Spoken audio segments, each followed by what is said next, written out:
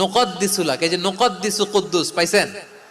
তারা বলেছিল আল্লাহ মানুষ কেন বানাবেন, মারামারি করবে, আমরাই তো ভালো, আমরাই আপনার মহিমা বর্ণনা করি, আমরাই আপনার পবিত্রতা বর্ণনা করি। নুকদ্দিসুলাক তার মানে আল কুদ্দুস।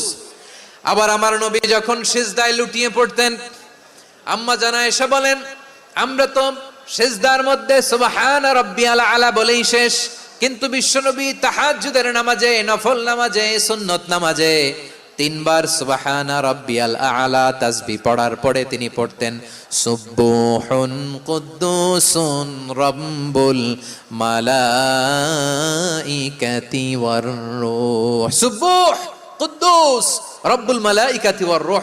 সিজদায় লুটিয়ে পড়ে বিশ্বনবী এই দোয়াটা পড়তেন নফল নামাজে, সুন্নাত নামাজে কিংবা তাহাজ্জুদের নামাজে। সুবহান রাব্বিয়াল আলার পরে কি পড়তেন? সুবহুন। আওয়াজ করে বলেন সুবহুন কুদ্দুসুন রব্বুল